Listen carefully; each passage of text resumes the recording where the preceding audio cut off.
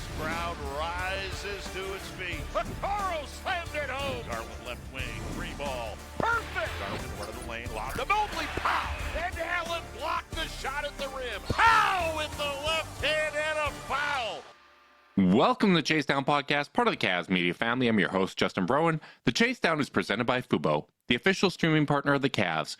Watch over 350 channels of live sports and TV, including FanDuel Sports Network without cable. There's no cost and no commitment. Try for free at FuboTV.com/Cavs. No cost, no commitment, and still no losses for the Cleveland Cavaliers, thanks to a game-winning shot from Donovan Mitchell. It could have easily been a scheduled loss against the Milwaukee Bucks.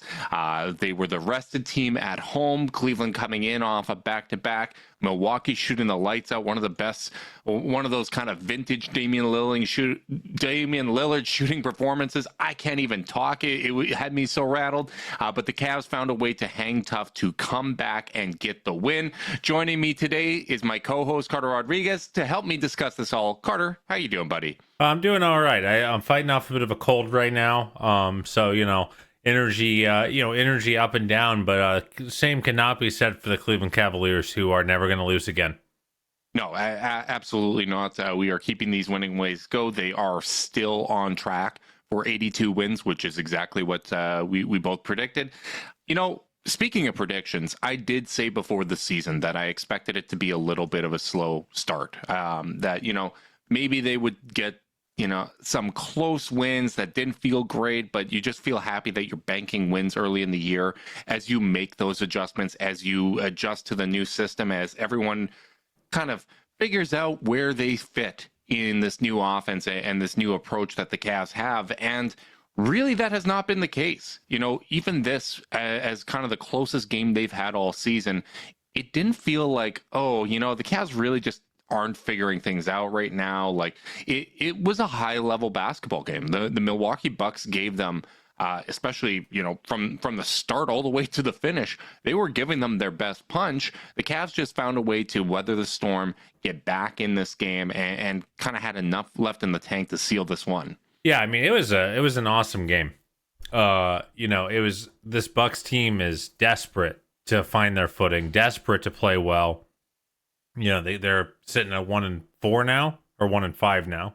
1-5 now. Especially with that home and home going back to Cleveland tomorrow. It's like, their season could very quickly go off the rails. It was going, they went into that game with them in the danger zone.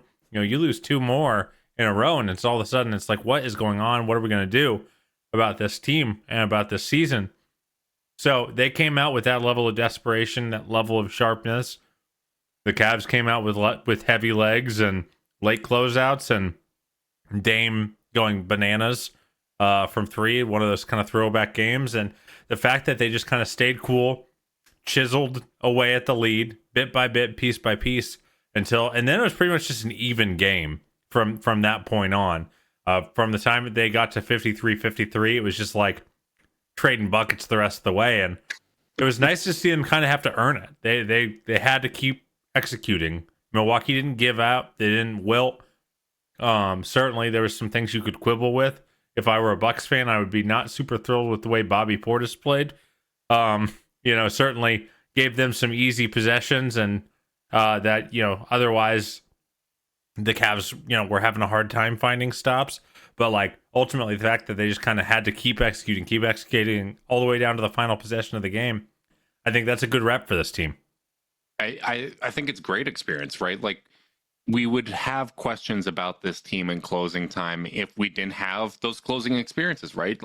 One of the things we're learning with this team is how do they respond when they get punched in the mouth. And I thought the start of this game against the Bucks, I felt like Cleveland wasn't necessarily valuing every possession on the offensive end. I didn't think there were necessarily terrible shots, but I thought sometimes, they were just a little unserious, where things were rushed sometimes. There was a couple wild Jared Allen turnovers to start the game, where it just felt like, hey, we've won a lot of games by 20, and everything we're trying has been working out. So we're not really approaching this with the same level of focus that you would expect, right? Like it wasn't the same level of focus that they came out against the Knicks, where they started that game out looking strong. I really liked the possessions they were hunting. It kind of felt like, okay, we can get the shots that we want against this Bucks defense. They've really been struggling. It's second night of a back-to-back, a little bit of tired legs. There's a variety of factors for that. But I felt like after Milwaukee, came out, hit all of those shots, Cleveland calls timeouts. They start valuing those possessions a little bit more. There were still stretches and individual possessions that I'd quibble with where it seemed like they were forcing shots sometimes. I think especially in that first half, I noticed some of that with both Evan Mobley and Donovan Mitchell, where they kind of went one-on-one against a set defender and it didn't work out well for them. But for the most part, they got into their offensive sets. They were valuing those possessions more and more. And I think it just goes to show the level of maturity with this team. And frankly, I think it's a level of maturity that's beyond what we've seen in the past. Yeah, man. I mean, they're really, really good. I mean, 7-0 and not fluky. I think, obviously there's things that are going to tail off over time with this team. Again, they're not going to go 82-0, but I feel like they're earning every win.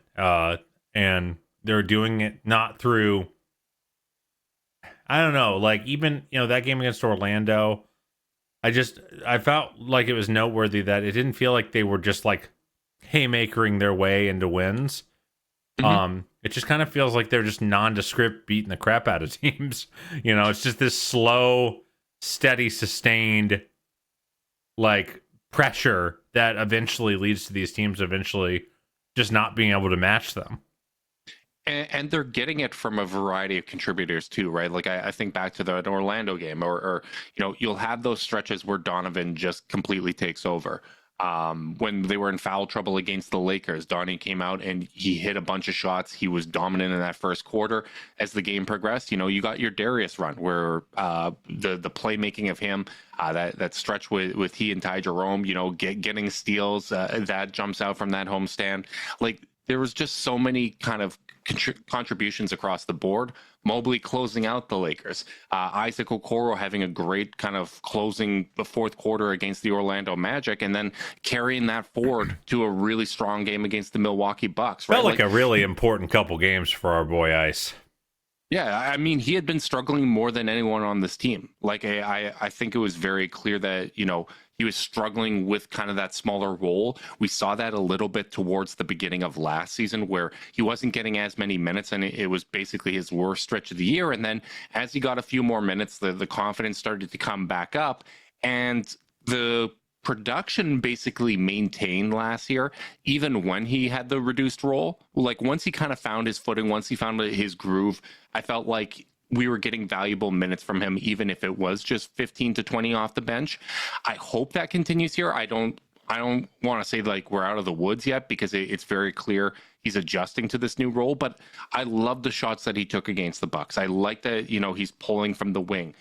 He's being used as a screener. I feel like there were certain possessions in that game against the Bucks where in the past, I think there was one with Niang at power forward, but Okoro was being used as the power forward, basically. He was the one going up and setting the screens while Niang spaced in the corner. That kind of stuff and his ability to impact the game beyond just taking those shots confidently. To me, that was the biggest thing. The 8 rebounds had me more excited than the shots that he hit. Yeah, I mean, that's always been kind of the book on him, is he can defend well in isolation, but isn't really filling up the box score. And if he's going to play in this role in this team in this offense, you have to find ways to contribute to the box score because the other guys at the end of the bench are. Ty Jerome is coming in ripping away steals. Sam Merrill's drawing charges and hitting threes. I just don't think that. I think there are certain constructions of teams where being neither seen nor heard can be an okay thing. I'm not sure if that's going to be an okay thing here. I think it's probably not because the team is so deep that you're going to have to fight for minutes. 10 and 11 guys are going to get onto the court, and I think we're seeing now how how you treat those initial first half minutes could dictate whether or not you get the other shift in the second half, right? It could dictate whether or not you get to close with the starters. We've seen them close with Levert. Yeah. We've seen them Okoro close was with fifth on the team in minutes this last game. Yeah, and he got to close with the other starters, in place of Dean Wade, and I thought that was the right call. I thought he did a good job on Damian Lillard.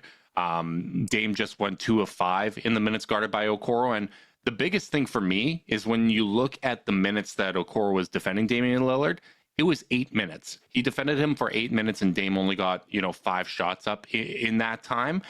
That is the biggest strength, right? He's going to make you work for it. He's going to make you uncomfortable. He's a bit of a shot deterrent in those spots, whereas nobody else guarded Dame for more than 2 minutes. Like Garland defended Dame for 2 minutes, but other guys in like their 2 minutes, Dame got 7 shots up on them, right? Like he got his 7 shots up on just about everybody else, and he was on fire.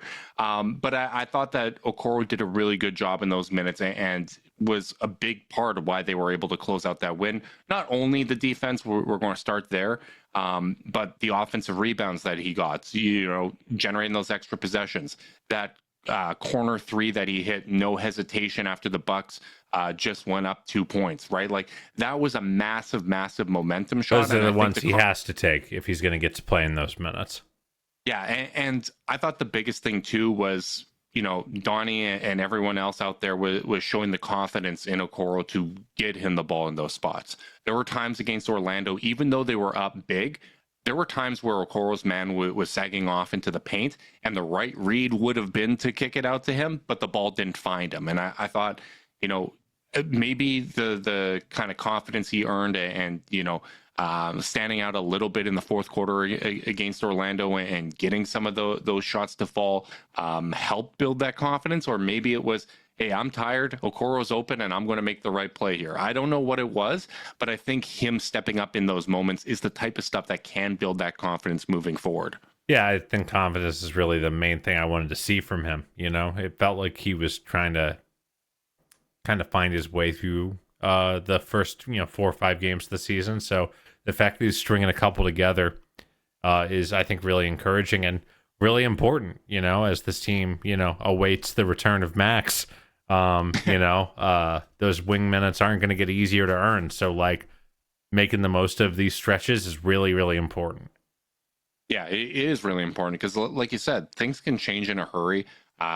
Milwaukee had a very good chance to win this game and get to 2-4.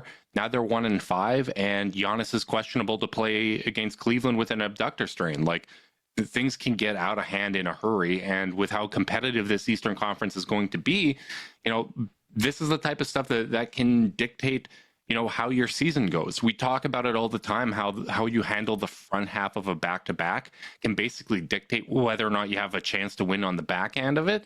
The same thing goes with the regular season. It's just a macro version of it where, if you find yourself in that 2-7 series to start the year and you're playing one of Cleveland or Boston, that is brutal. Like you are in a really, really damn tough spot. You get up to 6 and you're playing the Knicks, like that would be really tough. Like you want to put yourself in position to not play those teams until later in the year. I like that you sneakily penciled us in as the 2 seed as a functional guarantee. No, yeah, okay. Thank you for saying it properly, because I was saying that the floor is the 2 seed. Feel the excitement, Carter. Oh, I am certainly feeling it, and I feel like we're looking very justified for our prediction of a 2 seed for this team and wins in the mid 50s. Because obviously it's not going to stay this good, but my goodness, I think like it's just so cool to see that the offense is maintaining in terms of how they're able to find looks, kind of regardless of the personnel. I went and looked at NBA.com's advanced box score tracker, and they've only had 2 games out of their 7 where their offensive rating was worse than their offensive rating last year. For the most part, they're about 10 points better in all their other 5 games.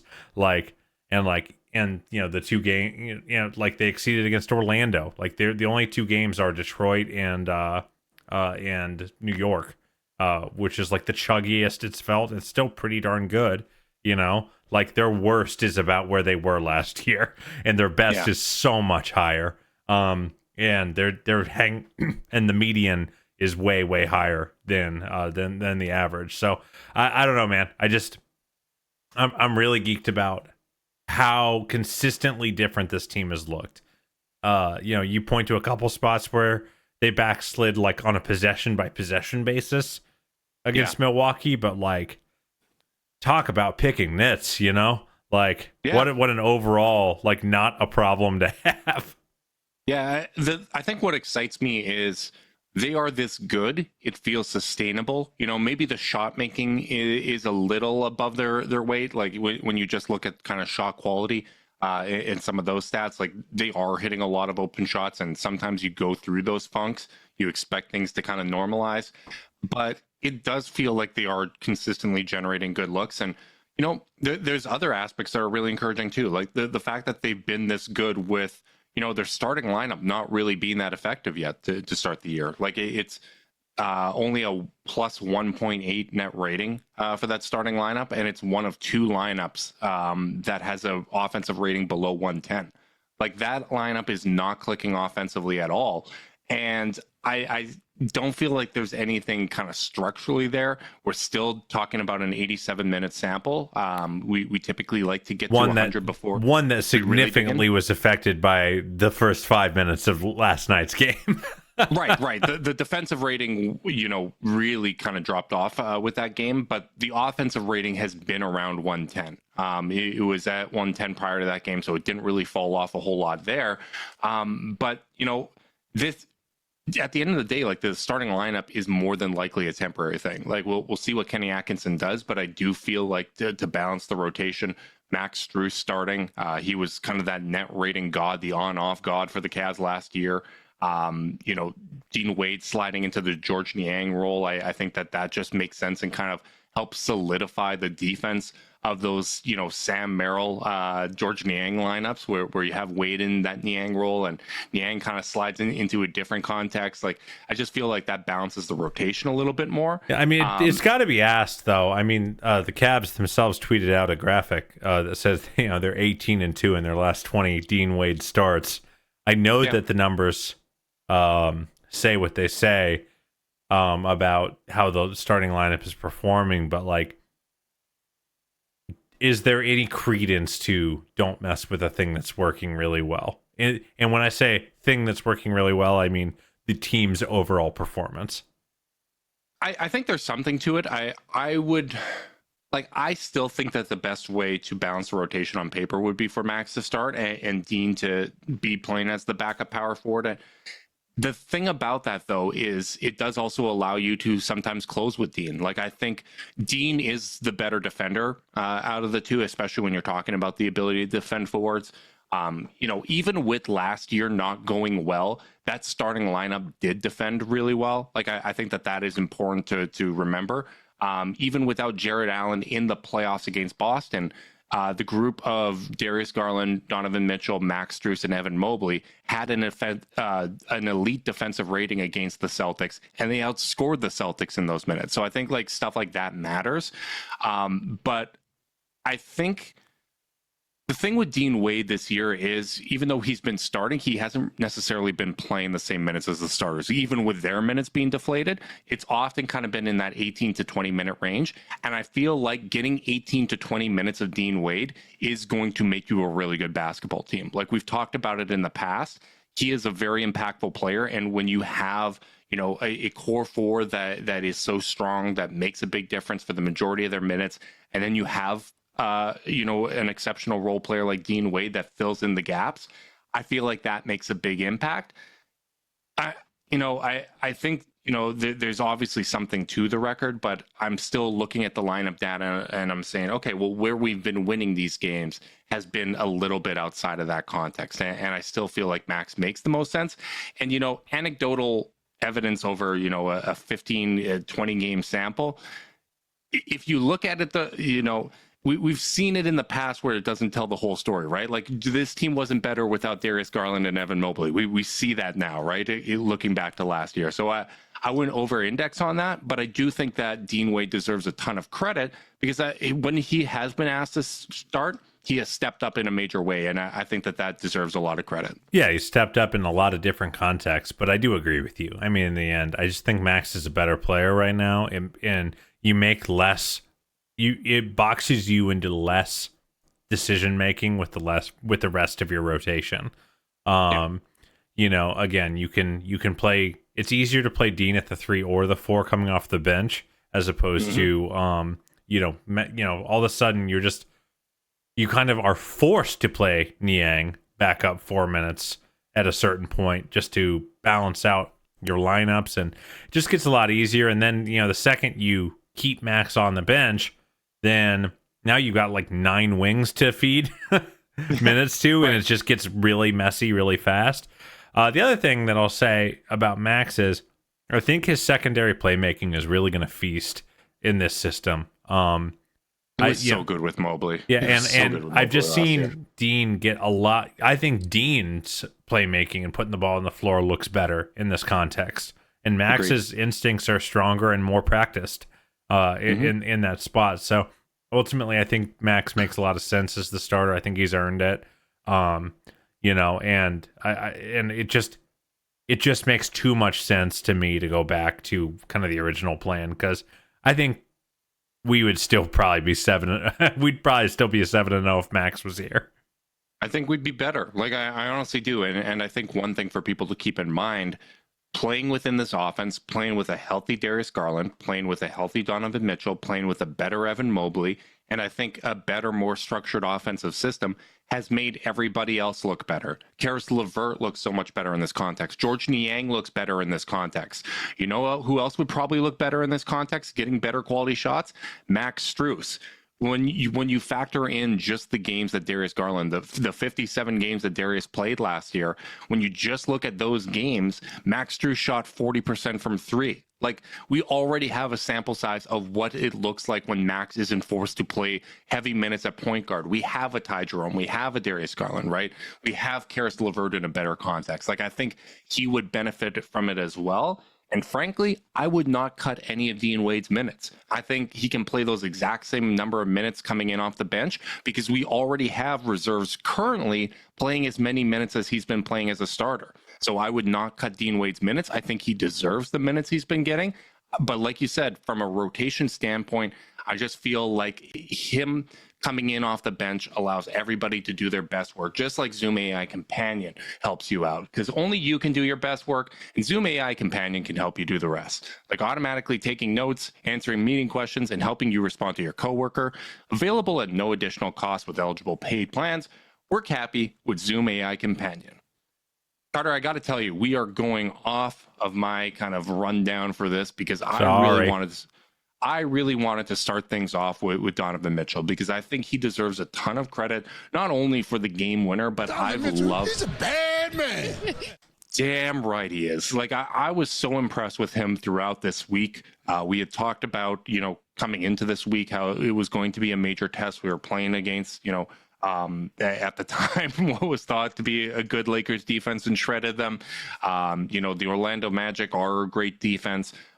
Losing Paolo Banchero obviously hurts them, but it doesn't necessarily hurt them a ton on the defensive end.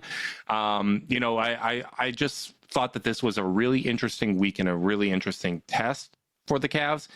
And I was so impressed with Donovan. I feel like the learning curve that we kind of highlighted and the possessions that it felt like, he kind of premeditated what he was doing, it's becoming less and less frequent. And I think this week was a great kind of example of that. Yeah, I mean, he went 11 for 25 against Milwaukee, but it felt much better than that. I don't know. I was surprised when I pulled up the box score at the end of the game and saw that he, shot 40% from the field or whatever that is, because I felt like he had a lot of control over the game. And to your point, like, again, he's continuing to figure out how to attack within the context of the offense. He is really eating up space against drop defense right now. I feel like he is really, really explosive off the attack in terms of, like, if if defenders giving him 4 or 5 feet of space, but they're not actually on their toes, if they're on their heels, he's blowing right past them for an easy layup. And like those kind of plays are just so deflating.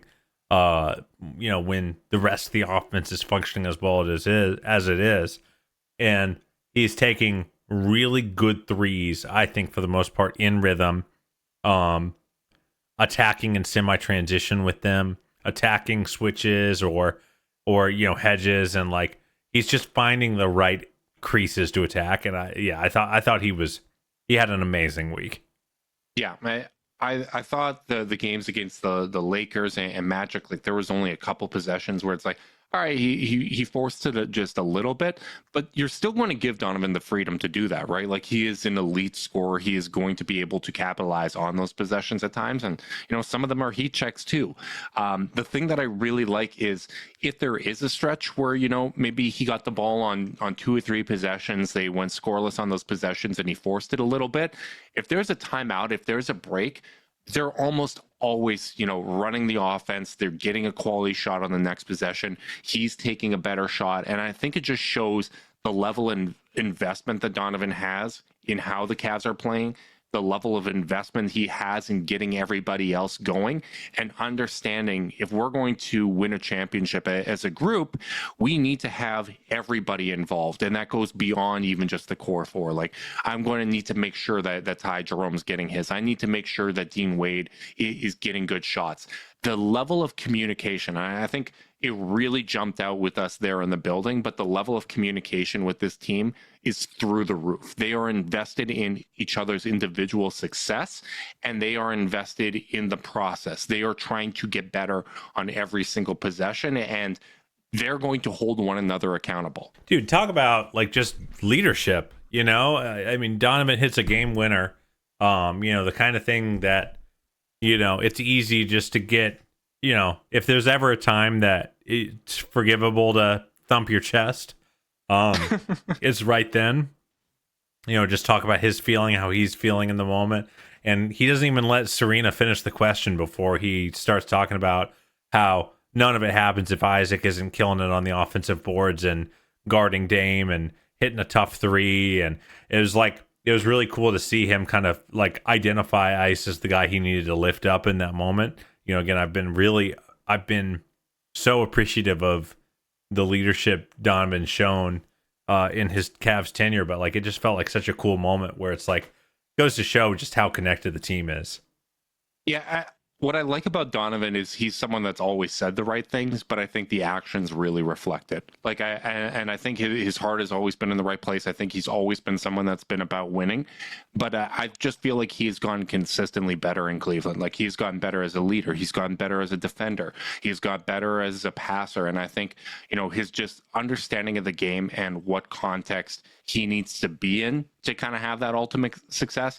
I just feel like he's matured so much as a player. And I didn't love his first half against the Bucks. Like I thought he hit some timely buckets, but he and Mobley in particular really had kind of the most number of possessions where, you kind of just went one-on-one against a set defender. The defense wasn't in rotation, and Mobley got swallowed up by Brook a couple times. Donnie took a couple shots to kind of close out the half. In those last 5 minutes that I thought could have been worked in a little bit more. Like they could have worked for a better shot.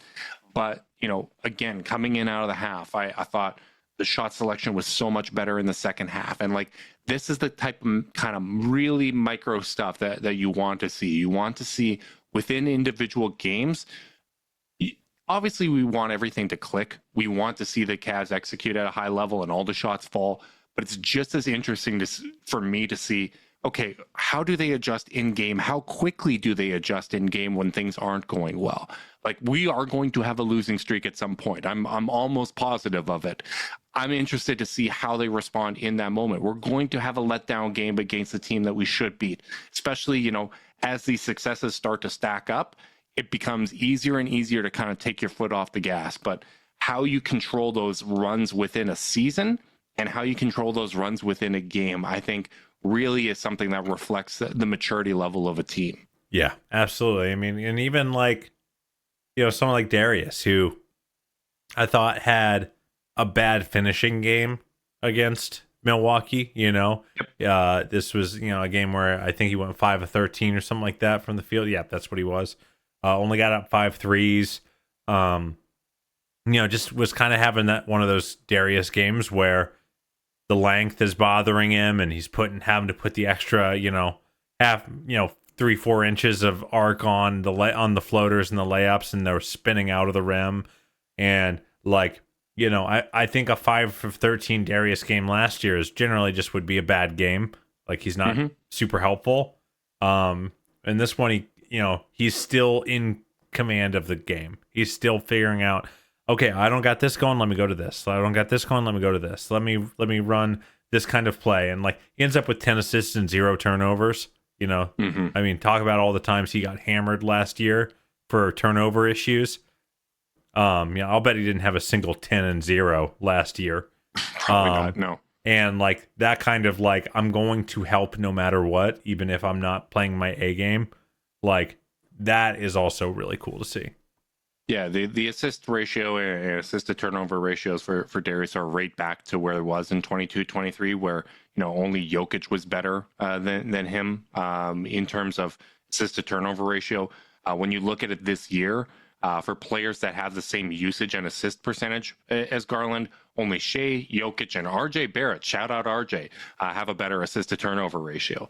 RJ really stepping up. Your Canadian brother. Yeah, stepping up with quickly out of the lineup and showing a level of playmaking that the Knicks could probably use. Hey, they're looking a little bit better, man. I couldn't resist. I couldn't resist the big point forward. I've always coveted him for the Cavs. I would have liked to have stolen him before he had this breakout, but he really seems to have kind of figured it out with the Raptors. But it's just so great to see Darius kind of return to being a high impact player. This is, the Darius that I remember from, 21-22, 22-23. Even on nights where it wasn't falling, he's always got the possibility to get it going late and hit shots, and all of a sudden it's an efficient night. But he also will do the little things, right? He's going to kind of jump into passing lanes and get some steals. He's going to block Franz Wagner on a fast break. Yeah, he is. Which was absolutely wild. The wrap up that he had against the Knicks in transition as well, right? Even fouling Giannis on a fast break and actually getting his money's worth on a foul for once this year, right? Giannis had to take those free throws and earn it the hard way, right? It's just nice to see him kind of consistently be that high impact player. And once again, we see him being that guy that elevates the offense to another level. They have an offensive rating of 125.2 with him on the court.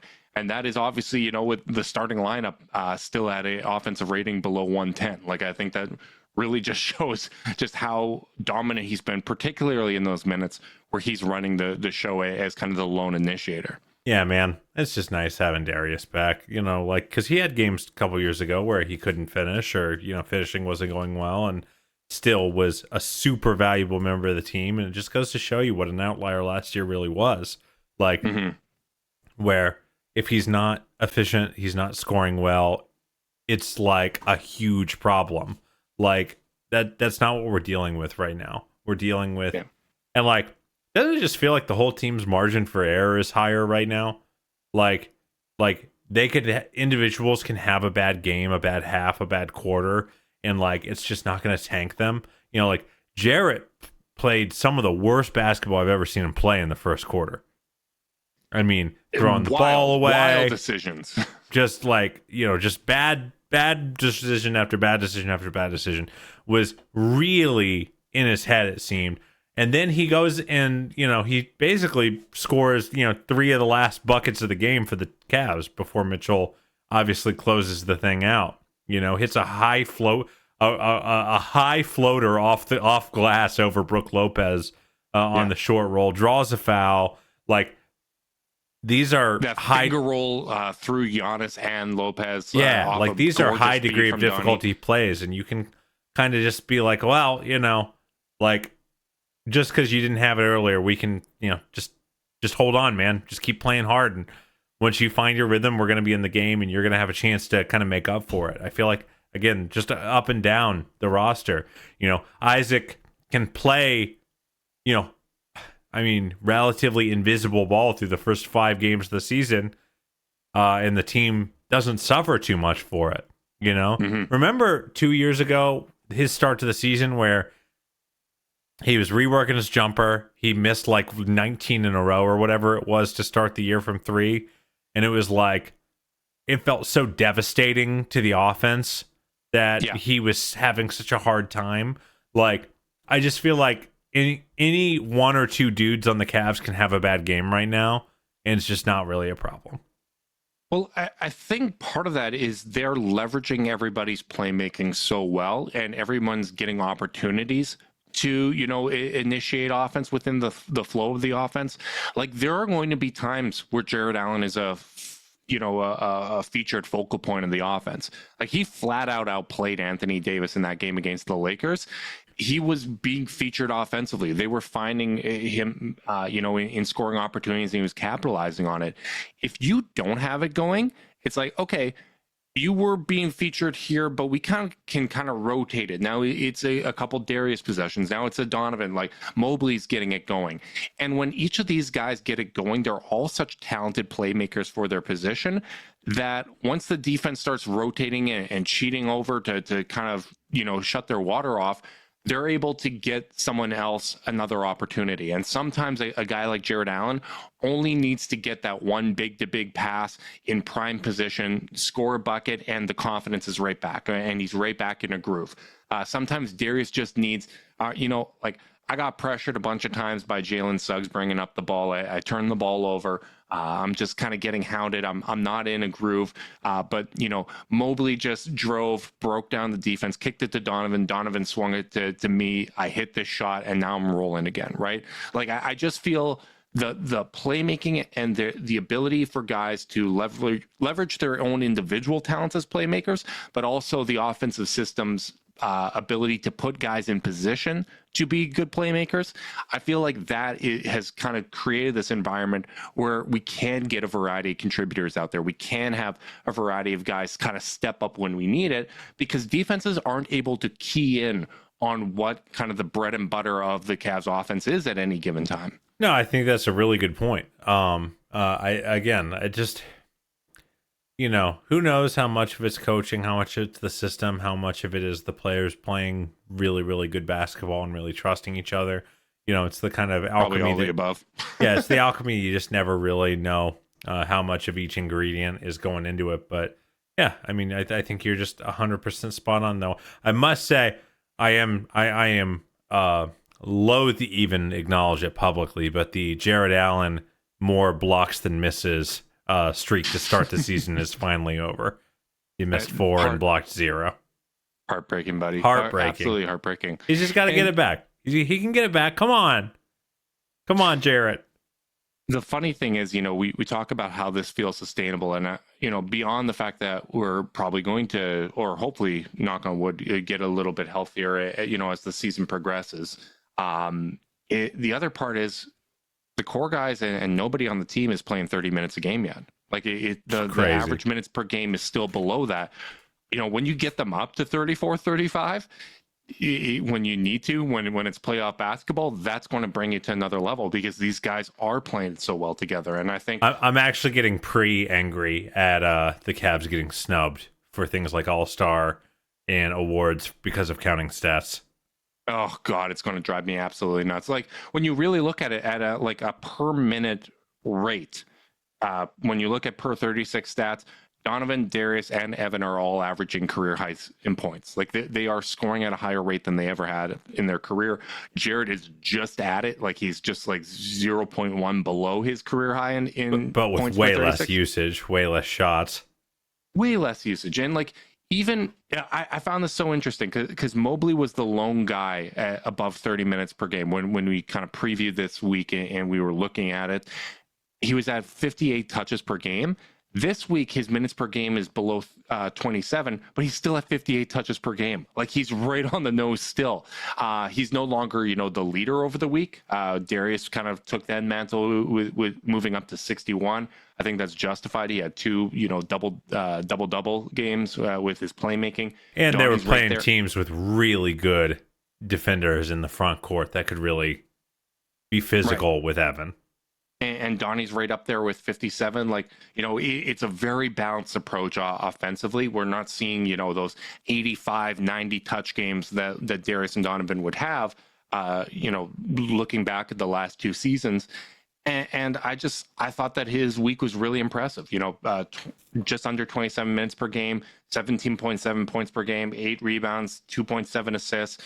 Like there were times where, he was getting a little adventurous and there were some turnovers you'd want to have back, or, attempts one-on-one on Brook Lopez that weren't successful. But like, he's getting the opportunity to explore the space and make mistakes, and it's not costing the team. And part of that is, we've got a really good team. Things are rolling. We're up a bunch. But the other part of it is those experimental possessions work out a lot. Like he is having so much success in this role that I think you can almost kind of bake in some of those possessions not working out well, and the net, the kind of net result of that is still overwhelmingly positive. Yeah, it feels like it wasn't a big week for Evan in terms of like the national conversation. No eye-popping games. But again, like the incremental growth is still there. You're still seeing these plays where, he hits a 3 and then rips it out of Franz Wagner's hands on the other end. Like those kind of plays. By the way, a little sneak. Franz can't enjoy playing Mobley. No, that's a brutal matchup. One thing that I think has gone under discussed with Evan, probably because we're all knocking on wood, he's only missed 2 free throws so far this year. 17 of 19 from the line. That's a great indicator as to his, the development of his touch.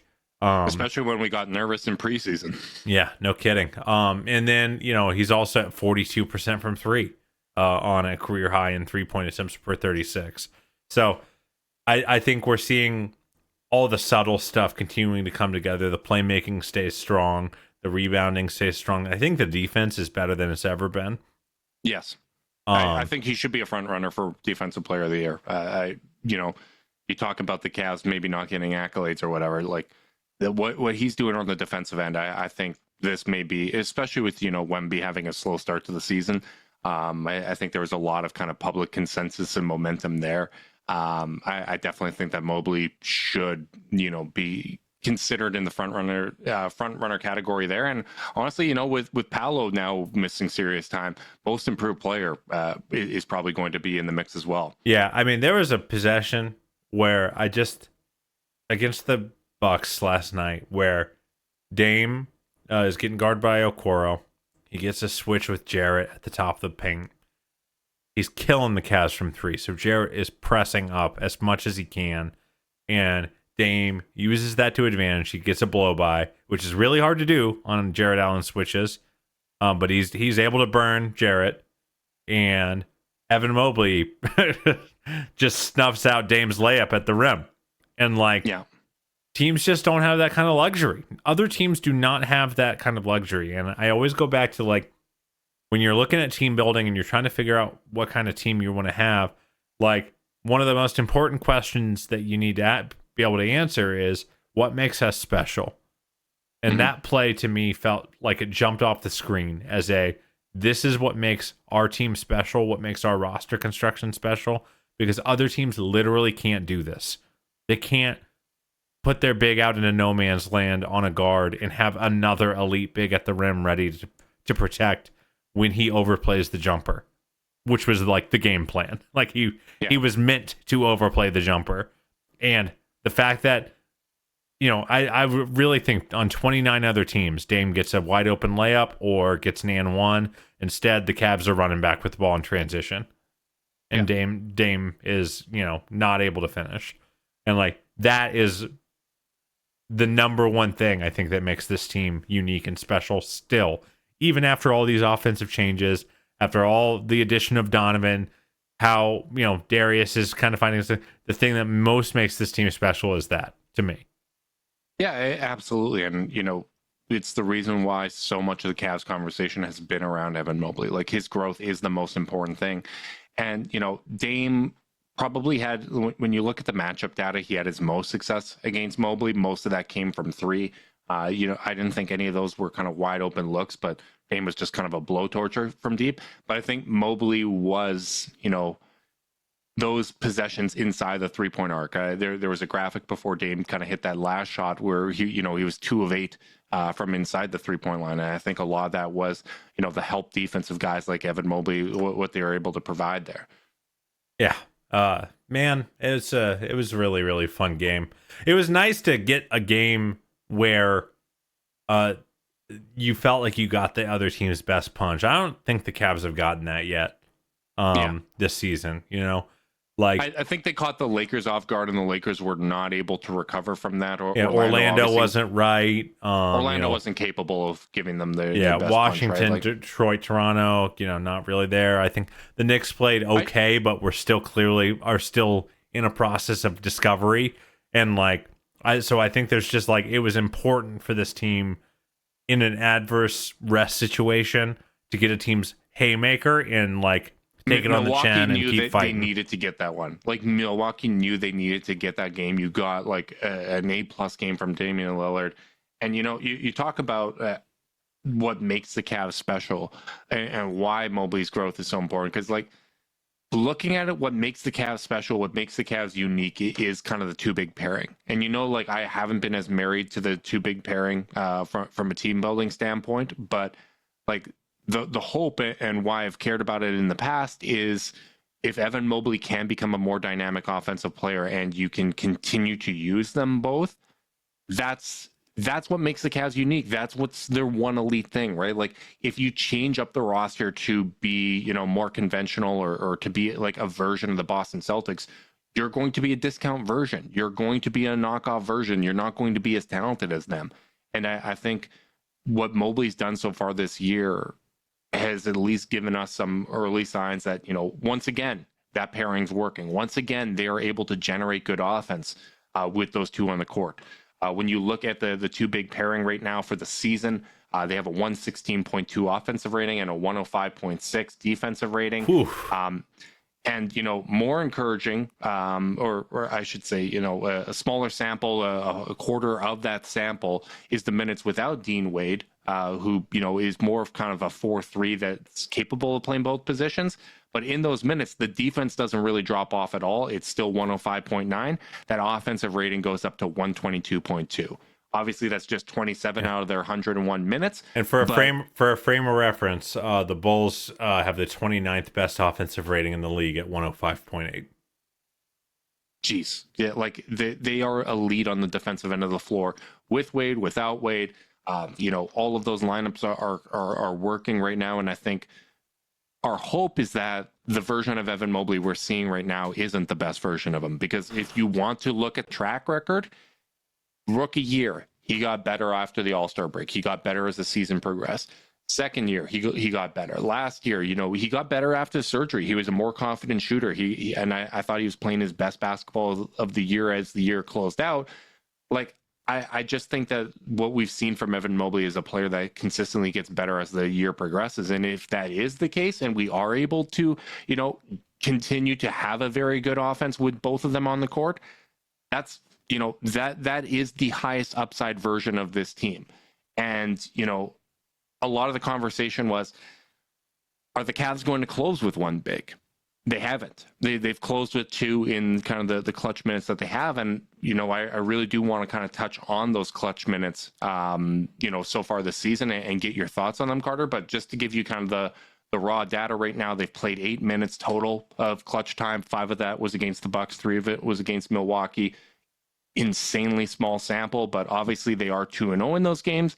They have a 130 offensive rating. And overall, one of the things that we like to highlight is the pace is 104.62, which is a very high pace in those minutes. What have you felt about kind of the clutch time so far for the Cavs? I just feel like they've generally been decisive. It's not that they always run a gorgeous set, but I feel like my experiences match those numbers, that they are attacking seams when they present themselves and just running with intention of scoring. It's not like this trying to find the perfect opportunity or whatever it may be. I feel like, I think about that pick and roll, or even even better, the play where the transition play where Brooke blocks Jarrett at the rim. I loved that process. They are flying down the floor after a stop in crunch time with a 1-point lead because they know that they're going to get a clean look. And yeah, Jarrett trying to finish in full sprint over Brooke Lopez is a play I'll take probably 10 times out of 10. Like, Yeah. Brooke made an unbelievable play to block that shot and get into position, but I loved the decisiveness of it. I feel like past iterations of this team just aren't doing that. They aren't trying to run to see if they can press an advantage, see if there's a scab to pick or a cross match to get. And like, especially when we have a lead, right? Like, even if it's only a 4-point lead, we're going to milk the hell of that clock. We're initiating offense with 12 seconds on the shot clock. Yeah, and I don't think the results have really borne out that was the right thing to do. So yeah, I think that they are. I think that they are learning and getting more confident. And again, it just comes back to trust. Do you trust what your coaching staff is telling you? Do you trust under duress that you can swing the ball to Isaac Okoro in the corner when a double comes? And when they trust each other, I think that's where the process is really going to bear out. Yeah, and I want to highlight the clutch time against the Bucks because I thought there was some interesting stuff here. We've talked in the past about how pace is a two-way street, right? Because it's factoring in the pace of the other team as well. I mentioned that the overall clutch pace has been 104.62. That's great. But then I filtered it down to what was it against the Bucks, and I saw that it was 81.33. And that was the type of number that we saw in the past with the Cavs in the clutch. And I was like, that doesn't match my eye test. Let me go back. And as I was doing my rewatch of the game, I went possession by possession. And I think this is a good way to highlight how tempo is the most important thing. And sometimes pace isn't always reflective of how the team is executing. Because first possession, Mobley offensive foul with 13 on the clock. That was that kind of off-arm play that he got called for. Probably a 50-50 call that didn't go his way. But there's 13 seconds on the clock. They got a quality look, just didn't work out. Okoro hit that corner three. Great pass from Donnie. 15 seconds on the clock. Great. Garland dime to Allen. That was the left hand over Lopez. 11 seconds on the clock. That's what you want to see. The only kind of, possession that I felt like they didn't really get a great look was the one after that. Donnie took a long two with 3 seconds on the clock. Milwaukee was kind of blowing up that offensive possession, and he just kind of had to get something up. But after that, the Allen finger roll, 14 seconds left on the clock off a Mitchell feed. Fantastic. The Garland drop off to Mobley with 13 seconds, no call. Mitchell takes a step back. Okoro gets that offensive rebound, and Allen gets free throws off the Mobley pass. Like, that's a possession that isn't going to say high pace because, it went all the way down in the shot clock. They got an extra possession. Some sites count possessions differently, and then Allen gets those free throws. But the initial action gave them that offensive rebound opportunity. It gave them a quality look in that spot. Later, Mitchell drives, 12 seconds on the clock, no call at the rim. Garland fast break to Allen. Obviously, that was a speedy shot. Lopez makes a hell of a play. You feel great about that. And then the only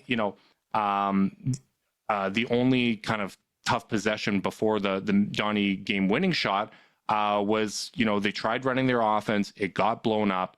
They basically kind of go to every team's set play, which is, a big in the dunker spot. Everyone, two guys in the corner, and then one. The only action they basically run was Darius coming across to kind of the strong side wing, so that Donnie had the kind of bailout pass in case Gary Trent Jr. digged over to him.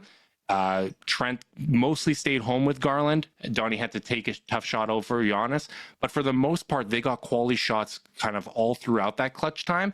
It wasn't necessarily reflected in the pace, but the tempo they played at and when they executed those shots, I thought was strong throughout that game. And I think it was a progression from what we've seen in clutch time in the past with the Cavs. Yeah, again, I think, I'm glad that the film kind of backs it up because it does feel like they're just getting into their sets. Like, we never, ever were like, we need to be getting shots up with 20 seconds left. I think to some extent that really shouldn't be us. This is a team that needs to work through their options a little bit. We don't have a Luka Doncic that can just, generate an amazing, corner three. We don't have that kind of like individual generator of offense. This is a team that is a collective, and thus kind of you need to be able to push a couple buttons sometimes on a possession. But like what drove us crazy, what drove friend of the pod Steve Jones crazy was we're waltzing the ball up the floor and we're walking into our first set and there's 13 seconds on the clock before you even try to do anything. And then there's just no shot. Like you're going to have a grenade. You just are. If that first set doesn't work, you are screwed. And I feel like this team, going back to that kind of margin for error question or conversation I brought up earlier, like, yeah, if one of your guys is having a bad game and whiffs on a screen or whatever it may be, well, good thing you did it with 18 seconds left on the shot on the shot clock, right? So you can try again at 11 or 10, and you just get multiple. It feels like they get more possessions within their possessions right now because of that tempo. Yeah, absolutely, and I think getting a team like Milwaukee's best punch, being on the second night of a back-to-back. This is the type of situation where I would have expected them to kind of slow down and revert to some of those habits. And the fact that they didn't, I think, is noteworthy. Even though it wasn't reflected in the overall pace, like I've said before, that's a two-way street. And for the most part, their initial actions and a lot of the shots they got over those 5 minutes were still with a lot of time left on the clock. If they needed to go to another action, they would have been able to. So I really wanted to highlight that because I thought that that's important. And we got another important week coming up here. We're playing the Bucks. We're playing the Pelicans, who are shorthanded, and Steph's probably going to be back for the Warriors as well. Look, this is going to be another week kind of full of tests. We'll see if Giannis ends up playing tomorrow. Before we get out of here, though, Carter, I just refuse to let this podcast end without giving a shout out to Sam Merrill. I think that he has been playing fantastic. I think he's been playing all around basketball. He's been drawing charges. I love seeing him used, in more spaces of the court. Obviously, we don't have a lot of time left to give Sam credit, but I need to credit Sam because I think he's been playing fantastic basketball. And, when we do get healthy, I think it's going to be hard to cut minutes from Sam if he continues playing this well. Yeah, I mean, it was really cool to see him kind of... First off, it's always nice to see a revenge game, was a member of this Bucks team. But yeah, I thought he really kept us in the game. He's the one who kept us in touch while they were blistering. And I thought his in-between game was maybe the best I've ever seen from him. His cuts into the middle of the floor when they overplayed the three. And not just the layup he made, that reverse, but the kickouts to the corner. I thought were really, really savvy. He talked about that he's really been working on his floor game. Yeah. And being able to put the ball on the floor more reliably and make good decisions. And so you have to really shout that out and note it and give credit when you see it. There were a few of those possessions that reminded me of Kyle Korver, where if you overplay it so much, he could leak, backdoor and kill you in another way. And that's kind of been Sam's probably greatest limitation offensively, is that if you do shut him off, he's still adding value because you're paying so much attention to him, but he is not going to individually kill you if you're really top blocking him, keeping him from coming off on some of those pin downs and being aggressive on the dribble handoffs. But if you have a counter and you can leak into the paint and then spray it back out to one of the other shooters on the team, well, then it gets a lot harder to defend you. It just becomes, it's just another thing for the defense to have to deal with. Yeah, and I really like hearing from Sam that, that was a point of emphasis. That was something he was going to be working on, and then it's coming to fruition. I think that anytime you can see that, especially early in the season, it's just one of those things that helps you build confidence. And we talked earlier about, the individual playmaking of our core four guys being leveraged. I feel like the work that Sam put in and the context of the system he's one of those guys that's really benefited from the context he's being put in within this Cavs system. And I think it's really helping showcase the improved playmaking and just overall floor game that he has. It's, we'd have 3-hour podcasts if we talked about everything that's going well right now. I hope it continues. Obviously, there are going to be tougher times ahead, but we will be back Wednesday after the Pelicans game to recap that game, as well as the Bucks, and look ahead to the rest of the week. So big thanks to everyone that tuned in live on YouTube. Over today. 150 folks in the live. How about it? People you guys are the geeked. best. Cavs fans are amazing. Going down to Cleveland once again, I got a reminder that we have the best fans in the league. My dad made his first ever trip to Cleveland and was just blown away by the city. Loved the food and really, really was impressed by the game environment. Both, what the Cavs do with their game ops, which is always first class, and just how engaged and how awesome the crowd was. So big shout out to all of you listeners. We really do appreciate you guys. We couldn't be able to do this without you. So if you're tuning in live on YouTube, make sure you guys like and subscribe. Click that notification bell so you know when we're going live. If you want to support us and you're listening via podcast, leave us a rating, leave a review, subscribe, unsubscribe, resubscribe, and help cook those books. If you want to be part of Chase Down's exclusive Discord chat, send a screenshot of the review to chasedownpod@gmail.com. However you choose to support us, we really do appreciate it. Make sure you guys are staying safe out there. Until next time, go Cavs.